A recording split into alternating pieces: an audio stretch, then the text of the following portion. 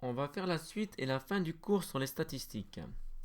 Alors commençons par le grand 2, qui est quelque chose qu'on aurait pu ne pas faire, qui est un peu hors programme, mais qu'on va faire ici un peu en illustration de la partie grand 1, parce que quelque part c'est une généralisation, et on va expliquer un petit peu à quoi ça correspond. Alors, le grand 2 est donc consacré au pourcentage dans une réunion de deux groupes. Alors je vais vous faire un petit dessin de la situation, c'est que vous avez deux groupes de personnes, par exemple, on va considérer ici que c'est des personnes. Donc vous avez un groupe grand A et un groupe grand B de personnes.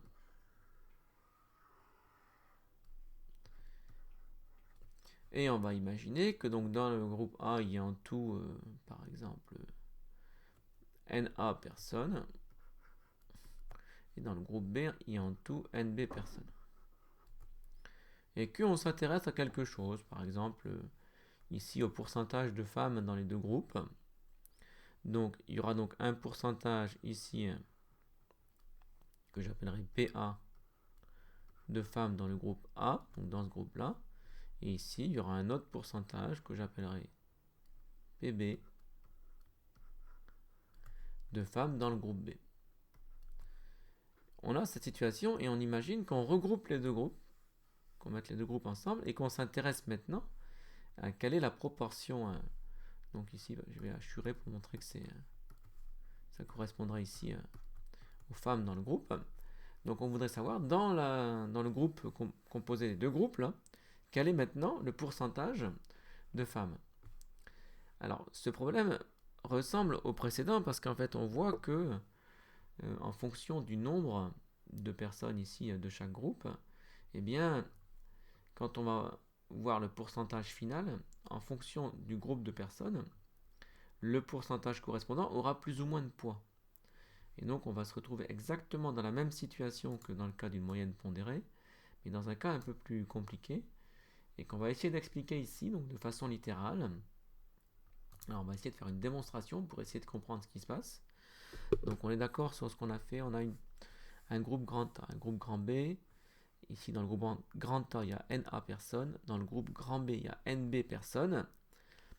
Dans le groupe A, il y a un pourcentage correspondant de femmes. Dans le groupe B, il y a un pourcentage correspondant de femmes. Et on voudrait, quand on regroupe tout le monde, savoir quel est le nouveau pourcentage de femmes dans le groupe total. Alors, si on le faisait à la main, parce qu'en fait, on pourrait se passer de propriété, eh bien, on pourrait dire le pourcentage. Alors ici, je vais le mettre. Je ne vais pas mettre ni A ni B, c'est le pourcentage pour le groupe ici, ou G par exemple. Je vais mettre G pour le groupe total. Ici, général quoi. Donc le pourcentage général, donc de tout le groupe, en fait, ça va être le nombre de femmes. Donc, alors le problème c'est que là je l'ai pas écrit. Donc en fait, donc ce sera, je vais mettre nombre de femmes. Ici, on s'intéresse ici à cette nombre de femmes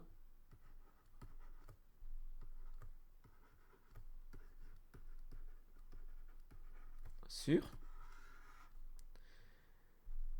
nombre total de personnes, donc NG, parce qu'effectivement on a dit NA c'était le nombre de personnes du groupe A, NB c'était le nombre de personnes du groupe B. Donc si on reprend les mêmes notations, le pourcentage dans le groupe complet, ce sera le nombre de femmes dans ce groupe divisé par le nombre de personnes dans ce groupe, mais le nombre de personnes dans ce groupe c'est NA plus NB. Donc on peut remplacer ici NG par NA plus NB, parce que c'est le nombre total de personnes. Donc ici on peut remplacer par NG.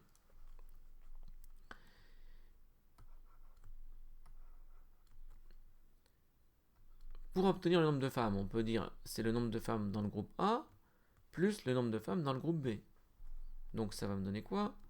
Le nombre de femmes dans le groupe A. En fait, si on traite le pourcentage comme une fraction, eh bien, c'est d'après la règle qui consiste à dire que quand on prend une fraction d'une quantité, il faut multiplier la quantité par la fraction. Eh bien, ça va être égal à PA, donc le pourcentage,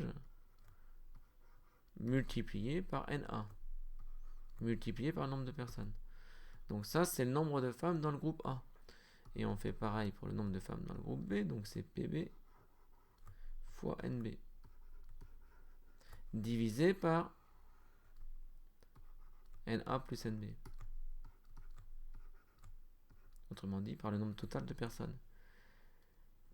Et là, on s'aperçoit, on reconnaît, donc par rapport au pourcentage ici, donc pourcentage de femmes dans le groupe A, pourcentage de femmes dans le groupe B, eh bien, on reconnaît en fait une moyenne pondérée. Hein.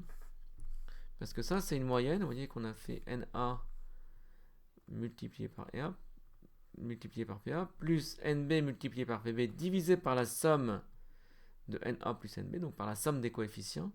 Autrement dit, le pourcentage général ici, donc dans le groupe général, il est obtenu en faisant une moyenne du pourcentage dans le groupe A et du pourcentage dans le groupe B, mais cette moyenne, elle est pondérée par les effectifs des groupes. Alors c'est une généralisation de ce qu'on a vu plus haut ici. Donc j'espère que vous avez compris. Alors c'est un peu compliqué parce qu'il n'y a que des lettres. Bon, bah, sinon vous admettez, vous regarderez un petit peu l'application pratique qu'on va faire. On peut dire que le pourcentage général, il est obtenu à partir des pourcentages des groupes, là, en faisant une moyenne des deux, mais cette moyenne, elle est pondérée par l'effectif de chaque groupe. Et on le voit en revenant ici au calcul qu'on ferait si on n'avait pas appliqué la propriété. Et on pourrait, bon, si vous ne connaissez pas la propriété, c'est pas grave, vous calculerez le nombre de femmes dans le groupe A, le nombre de femmes dans le groupe B, vous ajouterez les deux et vous diviserez par la somme totale des personnes et vous obtiendrez pareil que si on avait appliqué cette propriété ici que l'on va mettre. Donc propriété, si une population est composée de deux groupes d'effectifs différents, donc ce qui est le cas de mon groupe A et de mon groupe B, un pourcentage global s'obtient en faisant la moyenne des pourcentages dans chaque groupe pondéré par les effectifs de chaque groupe. Le pourcentage PA, je le pondère par le nombre de personnes du groupe A et le pourcentage PB, je le pondère par le nombre de groupes, le nombre de personnes du groupe B. Donc prenons un exemple. Ici, les 135 employés d'une entreprise se répartissent sur deux sites. 85 sont à Lyon et 50 sont à Nice. 60% des employés lyonnais et 52% des employés niçois sont des femmes. Quel est le pourcentage de femmes dans cette entreprise? Arrondir à 1%. Et on peut appliquer la propriété qui est ici. Et dire que ce pourcentage, il va être obtenu à partir donc de 60% et de 52%. Mais pas à part égale. 60%, on va lui donner le poids de 85 parce qu'il y a 85 qui sont à Lyon. Et 52%, on va lui donner le poids de 50 parce qu'ils sont 50 à Nice. Par conséquent, on calcule la moyenne des pourcentages pondérés par les effectifs des groupes ici. Hein, c'est un peu différent de ça, mais ça généralise. Hein. Donc ça donne ici, on fait ce calcul, on obtient environ 57. Donc environ 57% des employés de cette entreprise sont des femmes. On voit que, vous voyez, le pourcentage de Lyon, là, 60%, a eu plus d'impact que 52% qui correspondait à Nice, parce qu'il y a moins de personnes à Nice. Donc c'est normal que ce soit moins important dans la moyenne. Donc environ 57% des employés de cette entreprise sont des femmes. Alors maintenant, on va s'intéresser à la partie grand 3. Alors la partie grand 3, c'est deux nouvelles caractéristiques. Alors, apparemment, donc c'est le 3 et le 4, parce que je vois ici qu'il ne parle que de l'étendue. Donc on va s'intéresser à deux nouvelles grandeurs qui caractérisent une série statistique. Et en commençant par la plus simple des deux, qui est l'étendue. Alors qu'est-ce que c'est que l'étendue? On va prendre un exemple.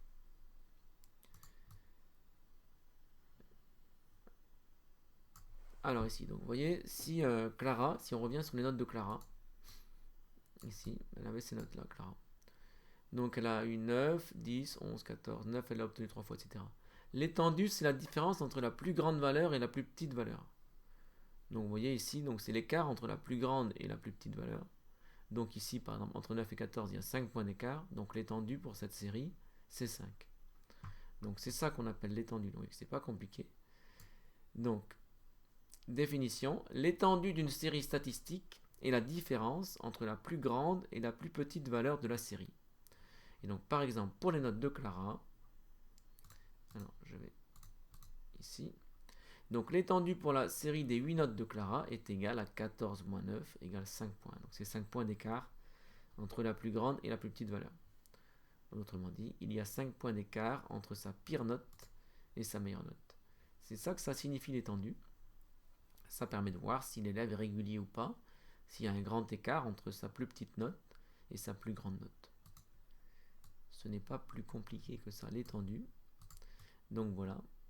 Donc remarque, l'étendue est une caractéristique de dispersion. Plus l'étendue est grande, plus la série est dispersée. Autrement dit, plus l'élève est irrégulier dans le cas particulier de note.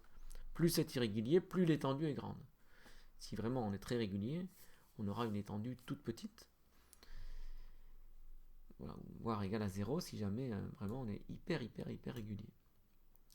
Donc ça c'est l'étendue, vous voyez que c'est pas compliqué. Et enfin, on va s'intéresser à une dernière grandeur qui est la médiane. Donc médian, ça veut dire qui est au milieu. Donc la médiane, c'est ce qui est au milieu. Et donc il ne faut pas confondre la médiane avec la moyenne, parce que si on... Voilà, au premier abord, on pourrait dire, mais non, mais la valeur qui est au milieu, c'est la moyenne. Et bien en fait, non. Parce que si par exemple, vous voyez, imaginons qu'on prenne un cas, on prend 3 notes, pardon. Si je prends 1, 2 et par exemple 21 ou 18. Alors je vais prendre 1, 2 et 18. Ces 3 notes là. Donc vous voyez, la médiane, ça va être 2. C'est la note qui est au milieu. En revanche, si on fait la moyenne, il faut faire 18 plus 1, 19 plus 2, 21. 21 divisé par 3 notes. Donc ça fait 7. Autrement dit, la moyenne c'est 7. La moyenne de cette série de notes c'est 7.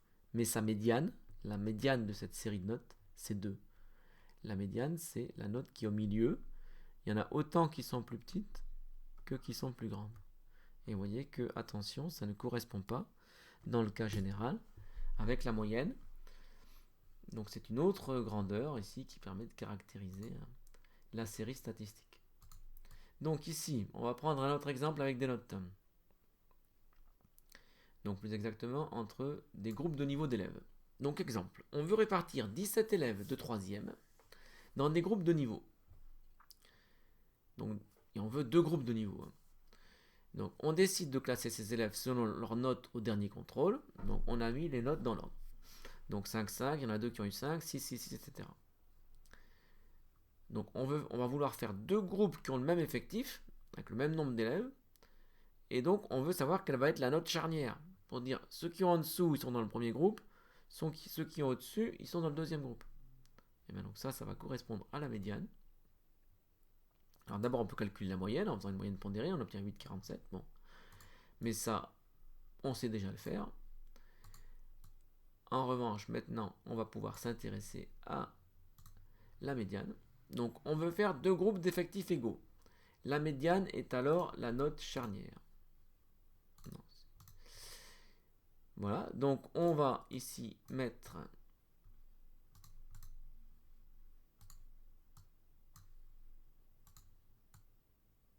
donc il y a 17 notes. Donc comme il y a 17 notes, alors on verra comment on fait pour obtenir 9 là. Comme il y a 17 notes, la note qui va être au milieu, autrement dit la médiane, c'est la 9e note. Parce que si on prend la 9e note, il y en a 8 avant. Il y a 1 jusqu'à 8, donc il y en a 8 avant. Et il y en a 8 derrière. C'est de 10 à 17, ça fait 8 notes. Donc, ici, si on représente ici, la médiane est la 9e note, parce qu'il y en a 8 à droite, 8 plus grandes et 8 plus petites. Donc, vous voyez que la médiane ici, c'est 7. C'est la note qui est au milieu. Vous en avez autant devant que autant derrière, quand on les a mises dans l'ordre. Alors, pour obtenir ce 9, là, 9e, en fait, c'est un calcul de milieu. Il faut faire... C'est un milieu entre la première position et la 17e position. Donc on fait 1 plus 17 divisé par 2. Juste la position. Hein. Comme il y a 17 notes, la première note est en position 1, la dernière est en position 17. Si on veut le milieu, il ne faut pas oublier le 1 qui est là. Hein. Il faut donc faire 1 plus 17 sur 2. Et donc si ça tombe pile, ça fait 9. Et donc le rang de la note de la médiane, qui est donc la note au milieu, c'est 9. C'est la 9e note qui est la médiane.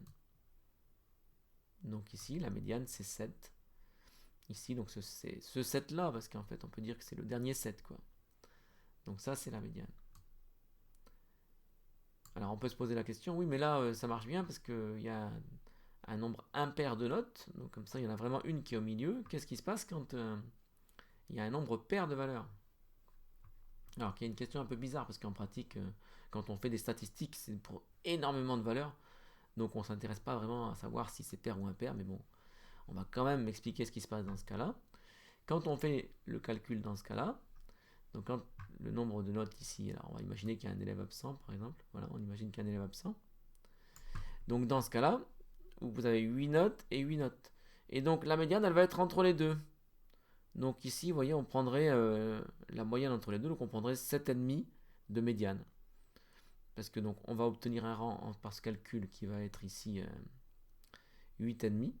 Et donc il y a donc les 8 premières notes. Et la 8,5e note, en fait c'est la note au milieu ici là.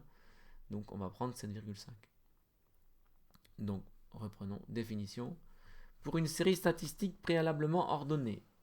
Donc il faut mettre du plus petit au plus grand, hein, sinon on n'arrive pas à trouver la médiane. Donc la médiane est la valeur qui partage cette série ordonnée en deux groupes de même effectif. Donc autrement dit, c'est la valeur qui est au milieu. Comment faire si la série comporte un nombre pair de valeurs? Imaginons par exemple qu'un élève ayant eu 7 soit malade, donc je peux reprendre exactement le même truc ici. Donc je peux enlever ce 7 là. Je me retrouve dans cette situation, donc il y a 16 élèves à repartir. Donc ici, la note au milieu, ben, ça va être entre 7 et 8. Donc la médiane et la moyenne, dans ce cas-là, on fait la moyenne entre ces deux notes-là ici. Hein. Entre les deux valeurs centrales, 7 et 8. Donc la médiane, c'est 7,5. Donc voilà ce que c'est que la médiane. Alors c'est utile pour dans tous les problèmes où on essaie de répartir les valeurs en deux groupes égaux, d'effectifs égaux. Donc prenons par exemple un cas où on voudrait... on considère par exemple la série des tailles des élèves d'une classe. Donc si la médiane de cette série est égale à 1,50 m, cela signifie que la moitié des élèves ont une taille inférieure ou égale à 1,50 m et que l'autre moitié ont une taille supérieure ou égale à 1,50 m. Il y a la moitié qui en a plus et la moitié qui en a moins. Et ce n'est pas égal à la moyenne. Ne pensez pas que c'est égal à la moyenne. Ça peut être proche, mais dans le cas général, ce n'est pas égal, comme on l'a vu sur les exemples. Et donc remarque, contrairement à l'étendue qui est une caractéristique de dispersion, donc qui dit est-ce que c'est régulier ou bien pas, la médiane c'est une caractéristique de position, elle évalue le niveau du groupe, pas sa dispersion. Hein. Elle n'évalue pas si le groupe est régulier ou pas. Elle met juste la position en gros, quelle est la valeur, alors c'est comme la moyenne. La moyenne et la médiane c'est des caractéristiques de position, et l'étendue c'est une caractéristique de dispersion, autrement dit, l'étendue ça caractérise le fait que le groupe est irrégulier ou pas, alors que la médiane et la moyenne ça caractérise la position, donc la position du groupe, donc son niveau, en gros, est-ce que c'est un bon groupe voilà, mais indépendamment du fait, un bon groupe c'est des notes, mais oui, la valeur de l'ensemble du groupe, indépendamment de savoir si ce groupe est régulier ou bien pas. C'est ce qu'on appelle une caractéristique de position. Donc voilà, donc c'est la suite et la fin du cours sur les statistiques. On va maintenant faire des exercices là-dessus, donc en particulier sur les deux notions nouvelles que sont la médiane et l'étendue.